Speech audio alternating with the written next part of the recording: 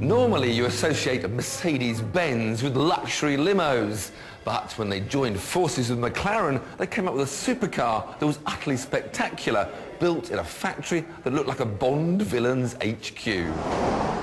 The SLR isn't built alongside other Mercedes in Stuttgart. It's built in Woking, Surrey. The Germans knew that the best place to build a supercar wasn't in their homeland, but here in Britain, by a company who are past masters in building supercars and also Formula One legends. Mercedes' motor racing partner, McLaren. McLaren take building cars very seriously.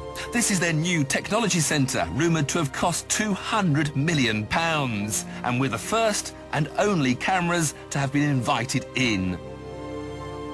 It is by far and away the coolest factory in the world. The meticulous attention to detail that has won 11 drivers and 8 constructors' world championships is now back in the car business. As a customer, you're welcome to go and see your SLR being hand-built by McLaren technicians on what must be the world's best-kept production line. As ever, the magic is in the details. There are 37 patents pending just on the way the SLR is built. The entire body shell is made of carbon fibre composites, and underneath is the world's first production car to have a carbon fibre crash structure which should behave like a Formula One car in a collision. The brakes are Formula One style carbon with a ceramic surface, and in the wet they momentarily apply themselves to remove the film of water that builds up on the discs.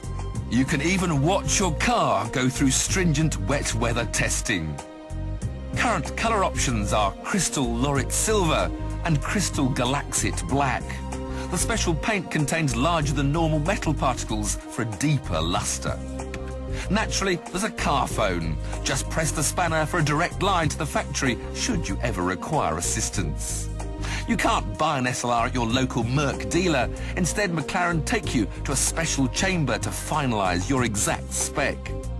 You might fancy some 19-inch alloys for an extra 7,000 quid. Red aniline racing seats for another 7 grand.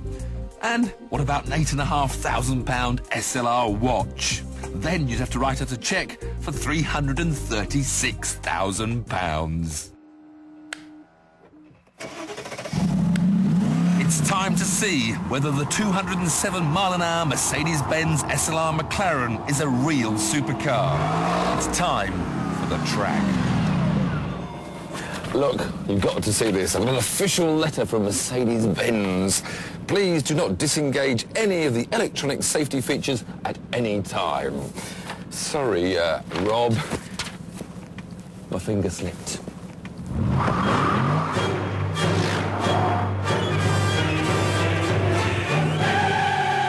The Mercedes SLR of the 50s stood for Sporty Light Racer, but this SLR at nearly 1,800 kilos is best described as a bit of a handful. You certainly know there's a lot of weight underneath you. And you understand why it's got a stiff car on the roads, but it's perhaps not even stiff enough here out of the track. When I try to find the limits, it begins to roll, you think the back's going to go, but the steering isn't that communicative. So you don't actually know when it's going to go through your hands, you only know through your arse. In the end, once you've got it really, really sideways,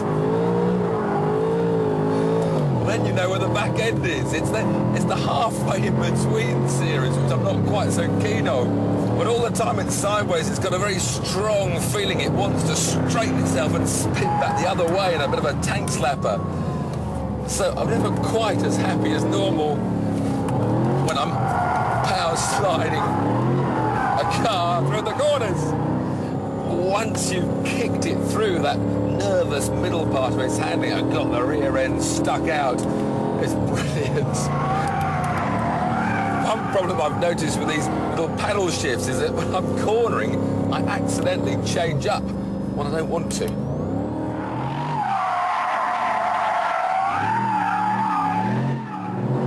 Oh, that awesome engine really makes this car. The brakes, fantastic brakes. And certainly on a racetrack, they're magnificent. Even cornering with the brakes on, no kickback through the brake pedal, ease off the power, get the nose in, again the waist of the car, you need to back off and get it tucked into the corners.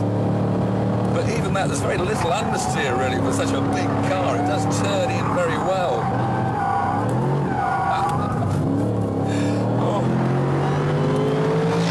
If only the steering had a bit more feel, if only perhaps I could have a sports suspension settings for track use. This would be a mighty car. As it is, it's just a mighty Mercedes. Stick that in your pipe and smoke it. The SLR has awesome credentials, but as this vigorous wheel-turning shows, it doesn't quite have the ultimate handling poise required to be hailed as the definitive supercar. That title remains with McLaren's other road car effort, a car that has just 1 more horsepower but does a record-breaking 241 miles an hour. It is, of course, my all-time favourite, the magnificent F1. Join us after the break to see me and